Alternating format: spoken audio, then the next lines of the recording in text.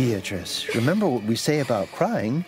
Crying is stupid. Well, sickness has to come from somewhere, and if not from a germ, then where? Sorry, this whole thing kind of reminds me of Septimus from Virginia Woolf. Hi, I'm Kitty Monk, and I'm here to talk to you about BoJack Horseman. Or more specifically, Joseph Sugarman. So, wow, it's been a couple months since we discussed the Horseman family, or BoJack Horseman. To be fair, this was supposed to be one big video. Joseph, Honey, and Cracker Jack. But when I was halfway done writing the video, I figured it'd be better to sort of split it in half. Because I found it too big to be one video, and I find both of them products of their time that affected Beatrice in their own special screwed up kind of way. And with my BoJack Horseman videos, there's this idea of breaking the cycle. But to break a cycle, you need to know why that cycle started. And while Honey didn't help matters, and I'll get to that with her video, I kind of think of her more like an Alador Blade type of figure. Joseph is where that cycle began, as far as we know, for better or for worse. So let's discuss. This time, I'll try to be doing things from Joseph's perspective. Not like that one video in defense of Joseph Sugarman, although you should totally check it out, it's really good. But I'll try to see maybe why Joseph fought to do what he did. And let me get this out of the way, while I do hate Joseph, I do want to try to get into his mind, if you would. You know, stuff about breaking the cycle and whatnot. Okay, here we go. Joseph Sugarman is the owner of the Sugarman Sugar Cube Company, which is family owned, or at least it was. In the old Sugarman house, while on the run after his panic attack on Ethan around, BoJack goes to a diner and orders a coffee. He pours some sugar into the coffee and notices it's from his grandfather's company. The label says Sugarman Sugar, family owned for over 100 years. Asterisk or little tiny thing, currently owned by the Fukasaka family of international conglomerates. You might be asking, well, how is this so? Didn't he have Beatrice? Wasn't she the heiress to his fortune? Well, it's complicated. So I think at its core, it's because Joseph is a product of his environment and his time period. The bulk of the Sugarman stories take place in the 1940s and 60s, and during that time, women weren't considered equals, just housewives, even though during the 60s we started to, but that was a long ways off. Don't forget, women couldn't do normal stuff like work while being pregnant or apply for a credit card until the 1970s. True, women had that one quick bout of freedom when the men went off to war and we had to take care of things on the home front, but then the men came back home and we were sent back into our homes and liberated. And what's important about this? Well, this is how Joseph's company will fall, because Joseph Sugarman is a stubborn man who is stuck in the past and he will never bend his will or change, even if it means allowing a woman like his daughter to play an active role in his business affairs, besides being a literal broodmare, and we see this early on. As a rich man, Joseph was able to buy his way out of the draft, and when we meet him, he seems like a loving family man. Seems like a loving family man being the key phrase here. Not a family guy, that's outrageous. But the cracks are already showing, like a 12-week pregnancy. For example, despite it being summertime and demand for sugar likely being low due to rationing, Joseph still feels the need to go to work, rather than spend time with his family before they have to split up, even if, as the owner and proprietor of his company, he could likely just assign somebody else to cover him. Why? That would be a dream. But who else but I will make sure the numbers add up and compliment my secretary on her tight sweaters? You know, it's weird to see Duke and Birdie reference this joke and how most women don't appreciate those compliments. I just need to buck up and ask Holland for something. Oh yeah? Is that why you wore that tight sweater today? What? I'm sure Holland will give you whatever. And keep in mind, he's saying this in front of his own wife. Whether he's actually sleeping with that secretary, being hands-on and grabby, like that one executive who inspired Pepe Le Pew, no joke, look it up, or just making comments and being sexually harassive, you don't say that in front of your own wife. Heck, you don't say that period, but you know what I mean. You just don't say it. We do appreciate the sacrifices you make, Joseph. The family has gathered to take a family family portrait before their oldest son, Cracker Jack, leaves for World War II, not knowing it's the last time they'll ever see him. But it's a good thing they're having fun. How did such a sweet face end up with such a smart mouth? I don't know, but I've got half a mind to kiss you with that smart mouth. Well, that half you can keep.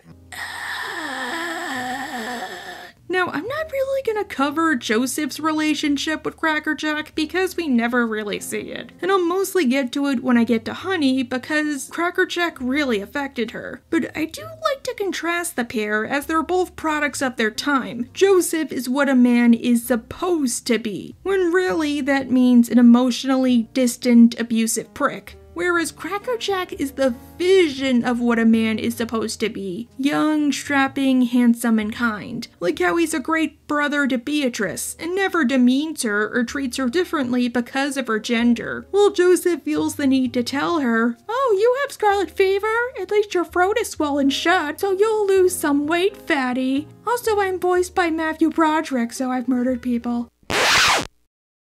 I'm sorry, I couldn't find a better place to fit that in. If Cracker Jack was alive, he probably would have inherited the company, or been groomed to become his father's successor. But in a sense, I feel like he's not the best candidate. Not like, oh, he's awful because he's emotional and he would totally make mistakes, but I think it was more like a big part of his story is he's an unprepared, sheltered, rich kid because his father did nothing to help. Like, he just preferred the idea of a happy family, but did nothing to actually cultivate it. At least while Joseph hated his emotions, it allowed him to run the company more efficiently, because he was able to put them aside and just work. It felt like a weird trade-off, I guess you could say, but Cracker Jack's emotions would cost him dearly. The summer ended with Cracker Jack in Germany until the winter came and he was dead. I put it in the closet for safekeeping. I never should have let him go. Honey, no. If anyone's to blame, it's the Jews for peeving off Hitler so bad. Unfortunately, life went on, and Honey was unable to move past the loss, because no offense, how the hell do you get past the death of your own child? Mini golf? Catherine, get out of here. True, she had Beatrice, but Cracker Jack was still her eldest child, and, you know, her child. Now, once again, Joseph is a product of his time, in this sense. I mean, that's probably the biggest theme of his story, and once again,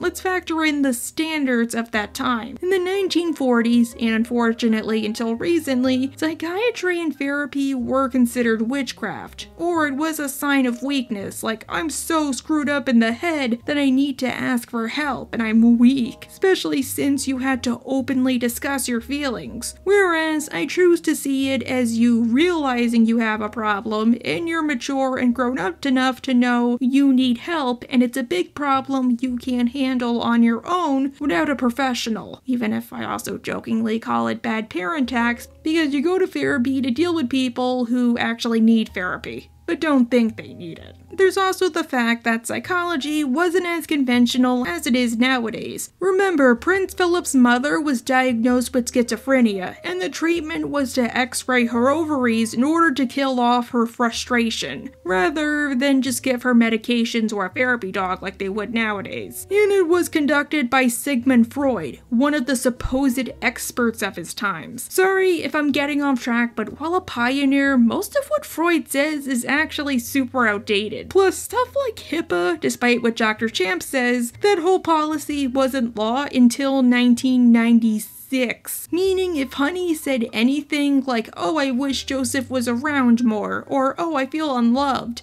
Joseph, as her husband, would be the first to know all of her secrets. The point is, because they were products of their times, the Sugarmans couldn't help themselves because they couldn't get counseling. And while therapy is witchcraft, you also couldn't openly talk about your emotions, and that applied to other people like your friends or community leaders like priests. All they had were each other. And rather than build a snowman, Joseph ignored his own feelings and threw himself into his work while telling Honey to repress her emotions. As a modern American man, I am woefully unprepared to manage a woman's emotions. I was never taught, and I will not learn. Take care, you two. Good to see where Bojack got his running from. I figured it was from his daddy and all those babies he made.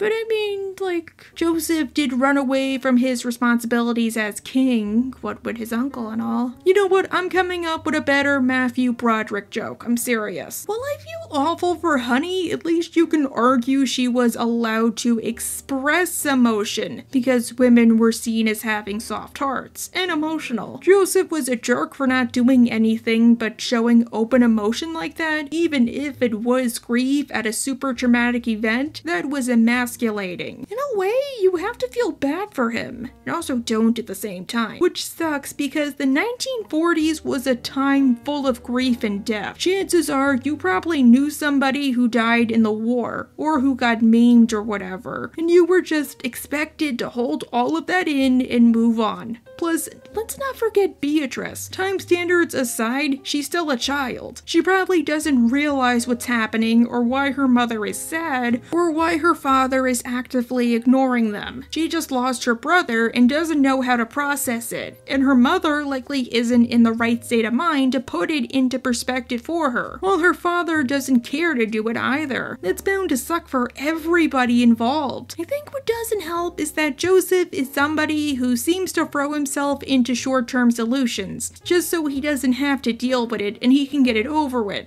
like running away rather than dealing with his wife, or having an honest talk with his daughter, like, "Sweetie, your brother died and he's never coming back, but we do still love you, and I know you loved him, but he's in a better place. You're allowed to feel any way you want." And yeah, this also mega sucks because of what happens later. Then 1945 happened and the war was over. The family was at the summer home. Well, more like Honey and Beatrice were at the summer home. Joseph was nowhere to be found. I'm guessing he was still working? Well, I think not wanting to deal with grief is part of it. The war was over. I could see business either being busier or something of the like. You know, I was gonna mention rationing, but sugar rationing apparently didn't end until 1953. So yeah, I think it's more like he just didn't want to be around his wife. But his absence would lead into one of the darkest moments of Beatrice's childhood. In town, her mother had a nervous breakdown and got drunk and made a fool of herself. So Beatrice had to drive the pair home, and Honey caused her to crash the car, for one reason or another. I'd do anything to feel alive.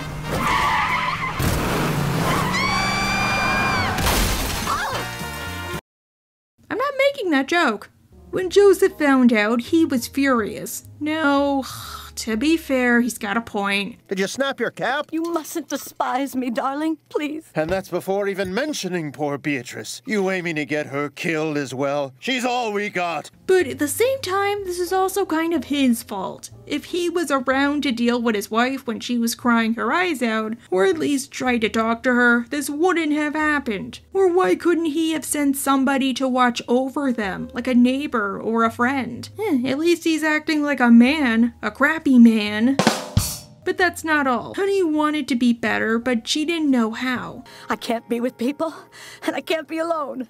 I don't know how to be better, Joseph. Please fix me. I want to be better. Well, the way to do that would be either to send you off to a sanitarium or finding a therapist, which either sucked back then, but at least they would be doing something. Now, remember how I said that Joseph was the type of person to always take the easiest, quickest solution, or whichever solution seemed to be the easiest and quickest, just to avoid having to deal with it? Well, because therapy actually takes time and money, he went ahead and got Honey an operation. Operation? And unlike Cracker Jack's death, he actually takes the time to tell Beatrice the reality of the situation. What's broken in the heart can never be repaired, but the brain, well, we have all sorts of science for the brain. She's a brand new woman now. Yeah, of course, this surgery was the only thing that actually got a Nobel Prize laureate their prize rescinded. The lobotomy! What did they do to you? Oh, hush. It's okay. I'm better now. Now, because I like to introduce history into my videos, because I like to talk about where ideas came from, if it wasn't clear, Joseph was based on and named after Joseph P. Kennedy Sr., aka the patriarch of the Kennedy family. When he was alive, the Kennedy family was at its political peak, but Joseph was partially why it fell. as he made a series of mistakes that ruined the family, and he was a horrible, evil man on top of all of that. Much like cartoon Joseph, he had a son who died in World War II, and whose remains were never recovered. And among the most infamous things he did was force a lobotomy on his daughter, since he believed her promiscuous behavior would ruin the political careers of his other children. And when the operation was a failure and Rosemary was left permanently like a 2-year-old, she was institutionalized. Well, I think this image of Honey is his entire character in a nutshell. Why, I have half a mind. See, with lobotomies, normally the goal was to help a patient go back to their daily life. So that meant either they would do it over the hairline so you could hide the scar easier, or do it on top of the scalp. That way you could just wear a hat or something. Or use an ice pick for the eye, that way there would be no scar. But Joseph only cared about fixing his wife as quickly as possible without any disregard for her. That he ended up forcing the doctors to do the quickest procedure they could, even if it meant permanently butchering her. Heck, I've heard some people say that one reason Honey turned out the way she did was because they did the lobotomy on the wrong side. Which I've had no way to verify this, but if they did, that means he didn't care that much, or he didn't bring her to an appropriate doctor, just whichever one was willing to perform the procedure. He basically murdered his wife's mental state. He basically ruined his wife as an individual. He killed his wife as an individual. Yeah, that's better. He killed his wife as an individual. He's a murderer. Ah, see, I did it. Is that better? A happily ever after, or at least a peaceful existence. That's not exactly what happened with Joseph and Honey. While Honey at first seemed alright, her mental faculties quickly went, and she could barely think or speak. And it's weird to say, but I wouldn't be surprised if she needed to be watched constantly, like more than her own daughter. Or if she ended up incontinent or stuff like that, because many lobotomy victims did. But she could still move, which was fine for Joseph, because as far as he knew, she could still watch Beatrice and do her job as a mother. Or so it seemed. At home, Beatrice contracted scarlet fever, and Joseph blamed it on his wife. Dear Lord. It's a mother's duty to keep her children alive, and you are continually failing. How could you not have known she has scarlet fever? Which, no offense, dude, but sometimes for diseases, symptoms take a while to start. For all you know, she could have picked that up at school and just started showing symptoms that morning. Even though I don't think she did because she was coughing, but how were they supposed to know it was scarlet fever? And you're her father, why didn't you notice? Beatrice tried telling you, "Oh, Daddy, my throat hurts," and you were like, "Oh, stop breathing or you'll grow up ugly." Now, scarlet fever is a scary disease which at the time could easily be a death sentence, especially since, unlike today, they didn't have antibiotics or disinfectants. And while today there is no vaccine, we do have lots of treatment. Beatrice woke up one night to the servants burning all of her belongings, not realizing what's happening. But Father, tell them not to burn my things. But darling, they have to. Your sickness has infected everything. It all must be destroyed for your own good. And he doesn't even let his own daughter hug him. Which, yeah, I guess you could argue it's because she's sick and he doesn't want to catch it. But, you know, hugs are also a form of emotion. But, Occam's razor, probably the whole I don't want to get sick thing. No, yes, I know I've used the whole standards of the time angle to sort of punish Joseph, and I know some of you are getting ready to comment that being a product of your time means we can't fully judge him because our standards differ from his. But I feel like Joseph is a commentary on those types of arguments, especially since, in a way, you could argue he was still a bad person back then. As in, even people of his time wouldn't think he's a good father if they knew what he was doing. Yes, Beatrice's things had to go because there's a huge possibility the sickness could spread, but he couldn't have done it better. Maybe explain why the stuff had to go in a kind, considerate way. Maybe do it when Beatrice is at school or the doctor. Maybe just lie and say all the stuff is being cleaned, but it got lost in transit by her new stuff. Like, don't do this at least. Not my baby. Yes, especially your baby. See, doesn't that feel better? No! My baby. Admittedly, I do find Matthew Broderick's whole delivery, especially your baby, is super funny, but yeah, that's terrible. Of course, like most kids, Beatrice did not take having all of her possessions destroyed right in front of her, and she started crying. And rather than console her, Joseph told her to man up, control herself, or he would lobotomize her like he did with her own mother. Wait, what? You can't let your womanly emotions consume you. You don't want to end up like your mother now, do you? I promise, one day this will all be a pleasant memory. Yeah, I'm feeling real pleasant. Alright, I was gonna say that maybe Joseph was faking. Like, when you're a kid and your parents say whatever to get you to stop, and it's not until you get older that you realize they just said that in the heat of the moment and probably didn't actually mean it. But yeah, back then they would lobotomize kids. Still, part of me thinks he meant... You don't want to end up like your mother now, do you? As in a ranting, raving, hysterical woman, not a surgically induced childhood like Walter Friedman called it. We know Joseph probably wouldn't do the procedure again, considering the comments he made about his wife. What has become of you? I swear, if I'd known this is how you'd behave once we severed the connections to your prefrontal cortex, I'd hardly have bothered. But then again, Beatrice never knew that. Or in the heat of the moment, she probably didn't remember. So this whole debacle convinced her to repress her emotions, and it became one of the first nails in the coffin for the cold, unfeeling woman Bojack knew her as. So we already covered how he ruined his wife, and we're sort of getting into how he ruined his daughter. But it's worse than that. By doing this, he also ruined his company. True, you probably shouldn't ruin your family. I mean, most people know that. But you remember how Joseph said... That's before even mentioning poor Beatrice. You aiming to get her killed as well? She's all we got. Well, he's kind of a hypocrite in that regard.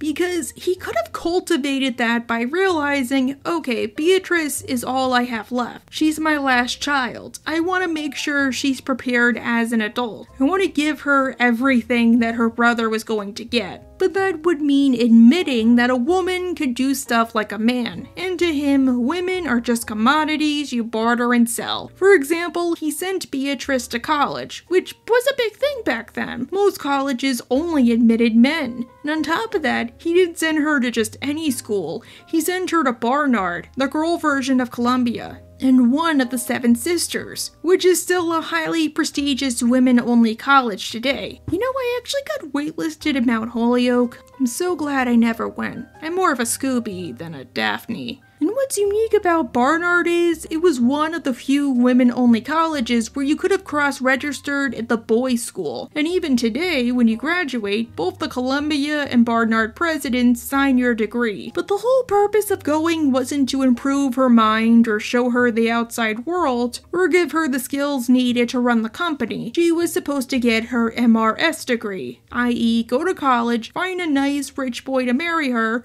considering her love of books and how it would be a good way to stick it to her father. Like, look dad, I was reading for school and I didn't get energy taken away from my breasts and hips. Screw you. By going to college, Beatrice got a taste of the real world and realized what people thought about her family. For example, Joseph thought about a deal with Mort Kramerman to have their businesses combine and proposed a commercial to showcase their partnership, which he told Beatrice about. And we're holding up our products with big smiles from across a very ordinary-looking kitchen table. And Beatrice was the one who realized that the commercial would come off as tone deaf. Common Americans don't want you on their TV sets. Poor people find that dreadfully gauche. In a way, Beatrice had the business acumen that he was looking for. She knew what people wanted, she knew what people thought about people like her, and likely how to remedy that. She had the sense to make sure the numbers added up, and unlike Cracker Jack, she had the education. To be fair, we don't know if outside of going to the army, if he had a college education, but you know what I mean. But alas, she was a woman, poor her. And this is how he ruined his company. If he just overcame his old-fashioned values, or at worst made an exception just this once because she was his daughter, all of his efforts could have been for something. but it gets better. To help cement his alliance with Mort, the pair decided to engage their children together, Corbin and Beatrice. Beatrice. You know what? You guys come up with a better name in the comments down below. Father, do you aim to marry me off to Corbin Creamerman merely because it would be good for business? Well, I suppose I do have a few ideas. Which I have heard some people comment on is a joke about interracial marriage back then. Like, obviously, white and black people couldn't marry, and even if they could, it would be massively stigmatized. But argument's sake, an Italian could marry an Irish person, and it would be new and exciting. Her and Corbin are both barn animals after all, unlike her parents who are both horses. To try and push the pair together, he forced Beatrice to have a debutante party, even if she saw it as a waste of money, and Corbin was her chaperone, not realizing or not caring that Corbin wasn't a strapping young lad who would capture Beatrice's attention, but a nerd. Nerd! Oh, jeez, I'm sorry. I'm not always good at these things. But sometimes I am. I can be. I really try to be. I'm not. I'm really not. I don't know why. It's okay, Corbin. I'm a nerd too at parties, and I hate when people try to get me to talk to strangers. But all Beatrice fought about was rebelling against her father. She slept with a scoundrel, a rugged, rough peasant, and disappeared from her party immediately after she was presented, and became pregnant. After the disappearing act you pulled at your own party, you're lucky I don't fill a jar with jellied beans and marry you off to the man who can closest estimate the amount. Heavens! Ruined the alliance he was planning with Mort, and because he gave Beatrice the trauma the night he burned all of her belongings, especially her baby doll, Beatrice couldn't bear to give up Bojack and refused to get an abortion, while adoption, this is the 60s, it was out of the question. They aren't Irish. Kitty, that's insensitive. Catherine, I'm part Irish. It would be more insensitive not to make the joke. Damn it, after this video I gotta go do laundry. But because he also imparted the idea of old-fashioned values, like ruined women, Beatrice had to marry the guy who knocked her up. Now, I've wondered how Joseph reacted when he found out Beatrice was pregnant. Did she tell her father, and then she told Butterscotch? My idea was always that Joseph would see abortion as out of the question because of his values. And I made that point with my first Beatrice video, but as a few of you have pointed out, abortion being evil ironically wasn't a value of his time, as it wasn't a part of the time, and out of reach for most people. I could see him either sending Beatrice to a relative's house to give birth in secret and then give up the baby, pushing the wedding with Corbin up, passing Bojack off as a preemie and Corbin's child, or since abortion was semi-legal in certain states, just not on a national level. However, this also meant that Joseph likely disowned Beatrice because of everything she did. She ruined his partnership, and as his only daughter, she embarrassed the family by getting pregnant with a stranger. However, the one good thing you could say about him was that he offered his new son-in-law a corner office job. Why won't you just take that corner office job at Sugarman West instead of breaking your back all day at the cannery, and then maybe you could afford me some decent help? Which, in a way, I guess is still kind of spiteful. The job obviously paid pretty well and had a lot of benefits, but when you think about it, he wasn't like an inside man or a VP. He was just another worker. And with nobody left to run his company, because he had no heirs, no way he's giving the company to Beatrice, no way he'll let Butterscotch anywhere near the front desk, he sold it. And he lost everything. He did leave his daughter a great inheritance, but her husband frittered it away, and when he died, she had to sell her home and most of her possessions and move into a nursing home. Long forgotten. And that's the story of Joseph Sugarman, a horrible, horrible man remembered as a loving hero, who can never move past his own stubborn values. But there is still a few questions to be had with him. For example, what did Bojack, his only grandchild, think of him? In the old Sugarman house, Eddie inquires if Bojack is Joseph's grandson, and Bojack replies yes, he is. However, his answers don't really imply anything about his relationship with Joseph, just that they would go to his summer home. I used to come here in the summers when I was a kid. Hasn't got much use in the last 25 years. I'm the last of my line. Once my mother dies and I die, that'll be it. Which is Probably for the best. To be fair, I wouldn't be surprised if these were a couple of happy memories for Bojack, especially considering how he wanted to name his fictional daughter Harper, and the summer home was in Harper's Landing. There would be no expectations for him, they could just be a normal family. Joseph, I like to think he's one of those raise your kids, spoil your grandkids types of grandparents, where as a kid you see them as loving and stuff like that, only to get older, be let in on the family gossip, and realize, holy crap, you did crap. But as Bojack likely never saw his grandfather besides Summers, and because I'd argue maybe he was a permanent reminder of how Beatrice betrayed him, and he doesn't know any of the family history, I wouldn't be surprised if they barely had a relationship. Joseph eventually died in 1999, with his daughter being the only one to mourn him, and he left her a painting which she wanted to give to Bojack, which in a sense could have been a great bonding activity, but like her father, she couldn't get out of her own way, so she treated it like a chore. Do you want this painting? It belonged to your grandfather, a man who knew what marriage meant.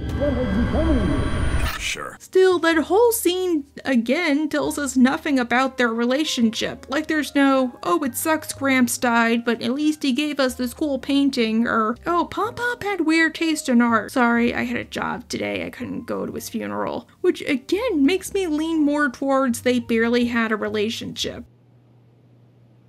Well, thanks for the painting. It'll be nice to have something that always reminds me of this conversation. Despite this, in a way, Joseph is kind of like a tragedy. I don't like him as a person, but he was a victim of his time, just as much as he was a perpetrator of his time. I guess if you do want to know more, totally check out In Defense of Joseph Sugarman. He gives a really good view on Joseph that I never considered. Anyhow, I'm gonna go get some ice cream, because I don't like lemons. So, bye!